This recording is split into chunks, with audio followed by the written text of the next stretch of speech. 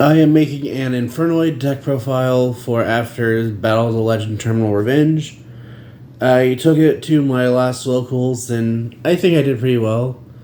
I lost to Galaxy Eyes in time, then I lost to Snake Eye, also in time.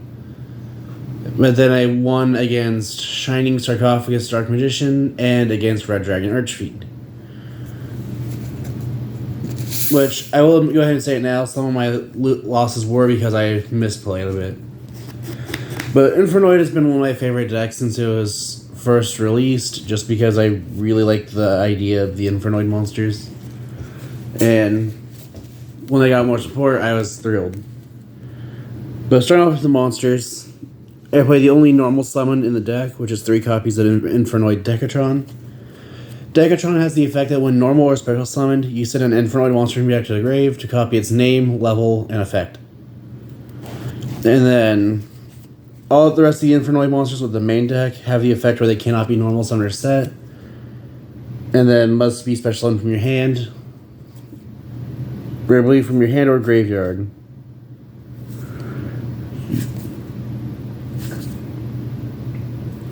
Okay, so level 4, lower ones have to be summoned from your hand. Level 5 or higher ones have to be special summoned from hand or grave.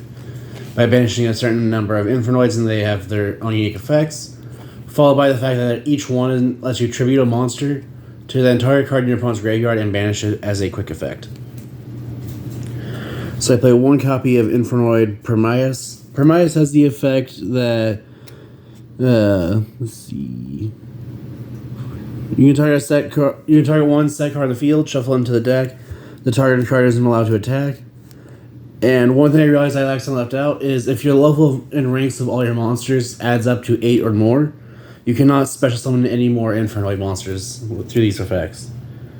The one thing I do like about those is that they are not activated effects, so they can technically play under cards like Necro Valley, I believe.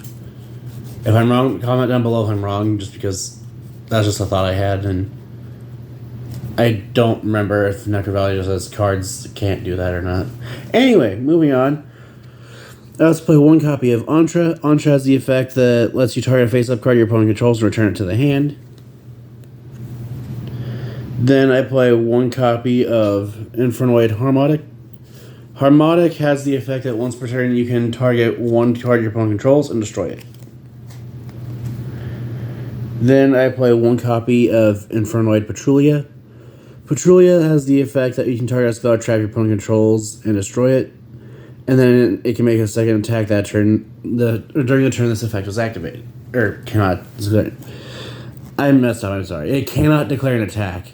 Don't know why. My brain's just not wanting to work, apparently. Next, I play 1 copy of Infernoid Piatti. Piatti is the first of the Infernoids that can be special summoned from your hand or graveyard by banishing 2 Infernoids. Then Piatti has the effect that when it inflicts battle damage to your opponent by attacking your opponent's monster, you can send a random card from your opponent's hand to the graveyard. Which the main issue with that is that Piatti is only a 2200 attack monster, so it's not going to be dealing damage by attacking a monster very often. But it's more likely with one of the new cards. Next, I play 2 copies of Infernoid Sagitt, or Sagitt, how you pronounce it, or want to pronounce it. But this one's more important than the rest just because it's a level 6, which will matter with the last card I talk about, but Sagitt has the effect that when it declares an attack, you can banish a monster from your opponent's extra deck of their choice. Next, I play 2 copies of Infernoid Cydamus. Cydamus has the effect that at the end of the battle phase, if it attacked, you can then banish... Was it banish? I don't remember. You can banish 1 card on the field. Next, I play 1 copy of Infernoid Atondel. Atondel has the effect that after it destroys a monster in battle, you can activate its effect and be able to declare a second attack. Next, I play 2 copies of Infernoid Deviati. Deviati requires you to banish 3 Infernoid monsters, and then when it's summoned, it destroys all spell and trap cards on the field that are not void, spell, or trap cards. This will include your set cards if they are not face-up void.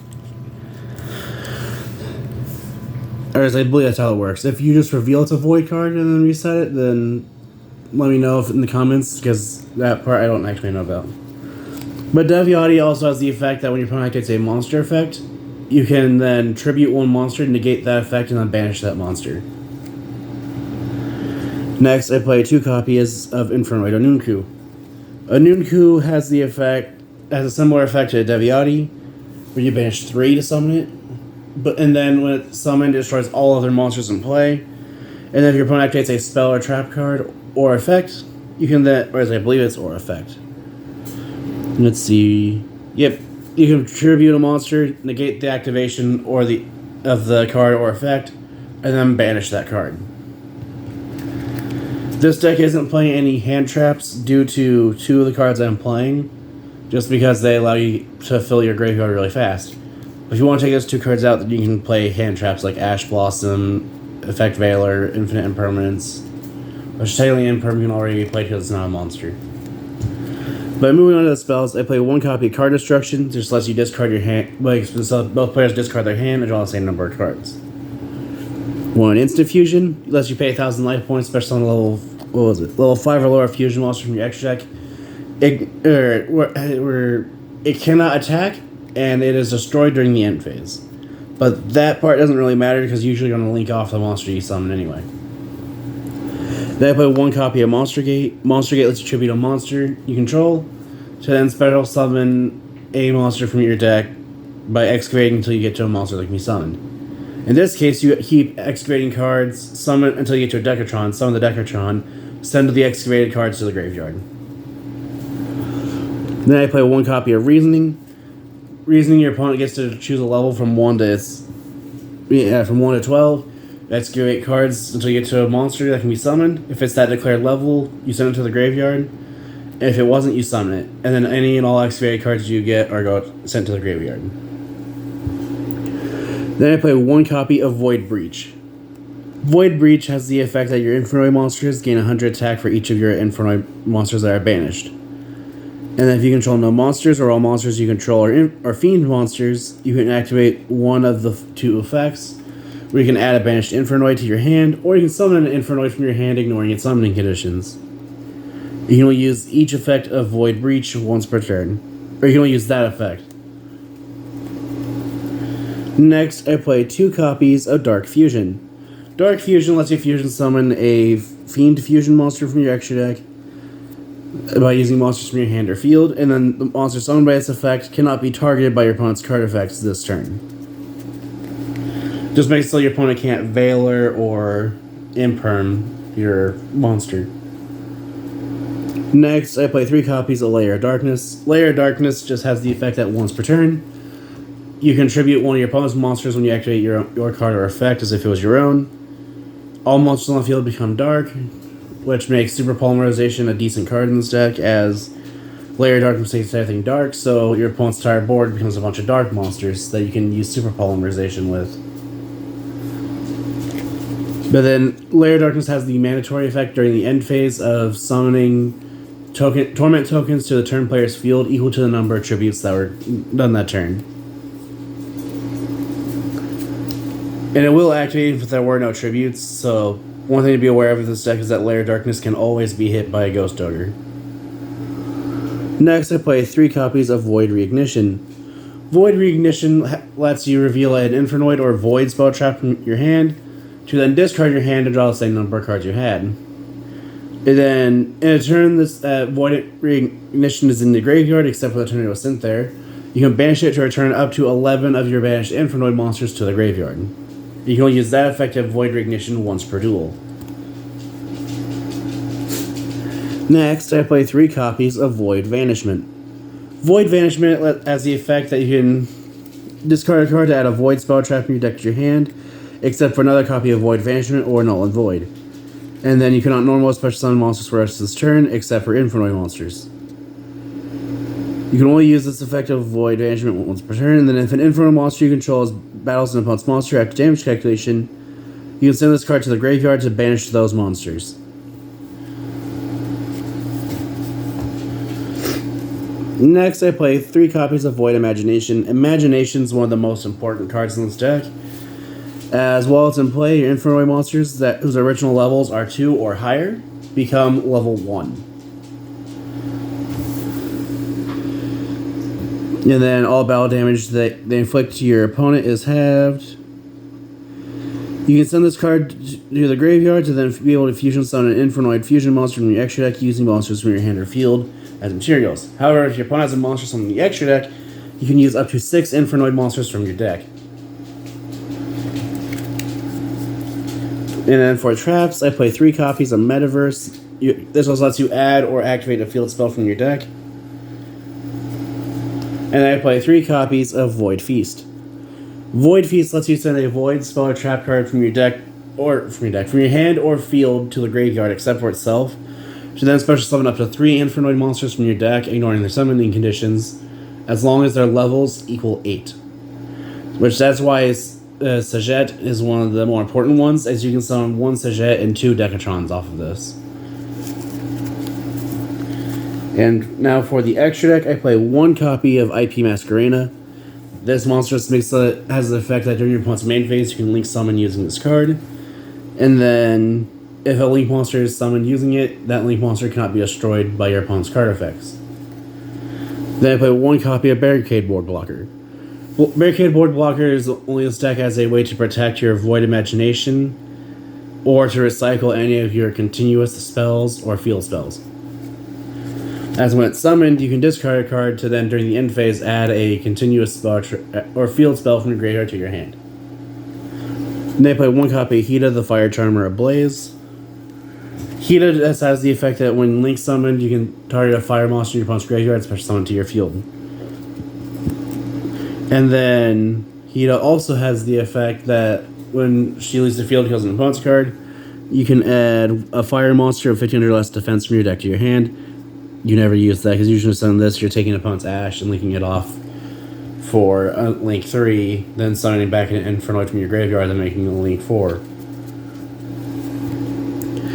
But then I also play 1 copy of SP Little Knight. SP Little Knight has the effect that when link summoned using a monster summoned from the extra deck, you can target 1 card on the field or in either player's graveyard and banish it. And then when your opponent activates a card or effect, you can activate Little Knight's effect to banish a monster from your side of the field and a monster your opponent controls until the end of the turn. Next, I play 1 copy of Nightmare Phoenix. Phoenix has the effect you can discard a card, target a spell trap your opponent controls, and destroy it. If Phoenix is co-linked, when this effect is used, you get to draw a card. And then, as long as the Nightmare Phoenix is co-linked, it and any monsters it's co-linked with cannot be destroyed by battle. Then I play 1 copy of Nightmare Unicorn. This lets you discard a card, target opponent, card your opponent controls, return to the deck, and if it is co-linked, draw a card. 1 copy of Promethean Princess, Bestower of Flames. Promethean Princess has the effect that once per turn, you can target a fire monster in your graveyard, special summon it to your field. And then, while you control Promethean Princess, you cannot special summon monsters except for fire monsters. And then the last effect is, I believe, while it's in the graveyard, you can target a card you control and 1 card your opponent controls. See, target a fire monster your opponent control, or target a fire monster you control and 1 monster your opponent controls, destroy them, and if you do, special summon this card. So, I just like it because it lets you get to your Link 4 Infernoid, and then it also is a form of interruption. Then I play 1 copy of Appaloosa, Bow of the Goddess. Appaloosa has the effect where it gains 800 attack for each monster that is used for its link summoning. Its link summoning requires 2 or more monsters with different names. And then once per chain, when your opponent activates a monster effect, you can have it lose 800 attack points to negate that effect, and if you do, well, have it lose 800 attack, and if you do, the effect is negated. Then I play 1 copy of Access Code Talker. Access Code has the effect that when it's link summoned, you can target a link monster that is used for its link summoning. It gains 1,000 attack times that monster's link rating.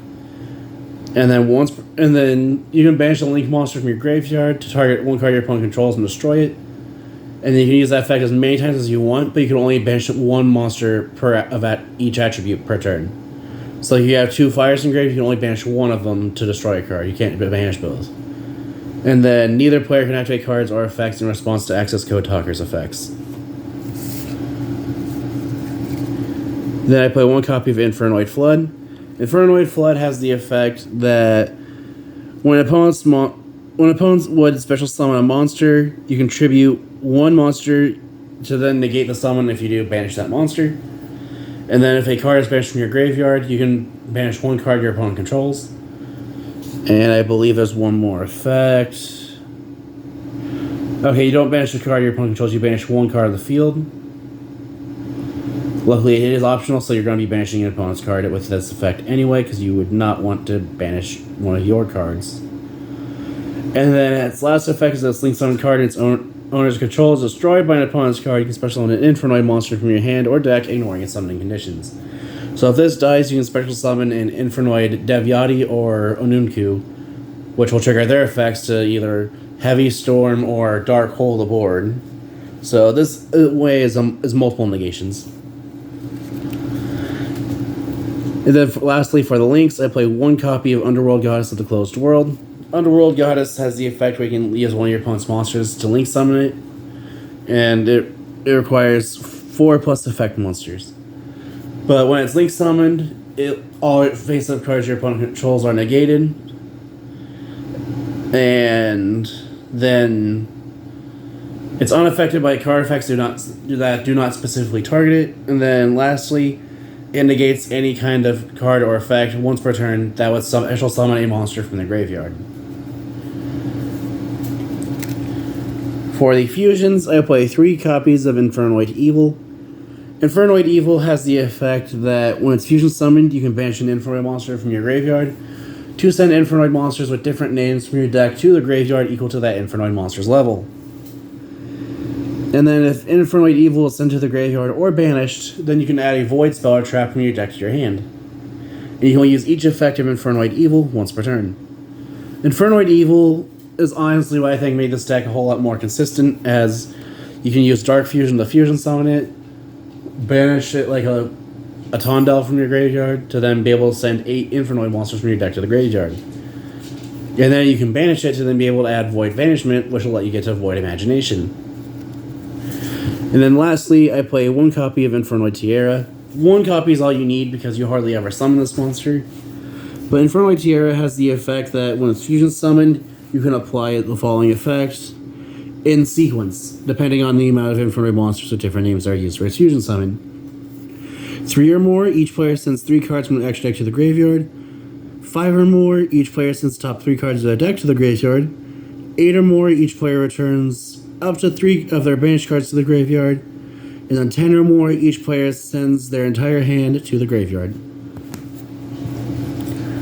I've never done it, but I really want to make a version of this that can summon Tiara using 10 or more materials on your first turn, just because then your opponent has to send their entire hand to the graveyard where they'll only have 1 card. And if you have Decatron but if you have 2 Decatrons, then they're guaranteed to have whatever card they play negated. But that is it for my Infernoid deck profile. If you have any ideas you'd like me to improve the deck, any ideas for decks like to see me made in the future, or decks like to see face each other, feel free to comment down below. I always read the comments. And like I said, if you know the interaction with Necro Valley and the Infernoids, let me know, because I don't remember if Necro Valley actually just negates activated effects or just prevents it. But I do know that that does get around cards like the End of Anubis. Thank you so much for watching.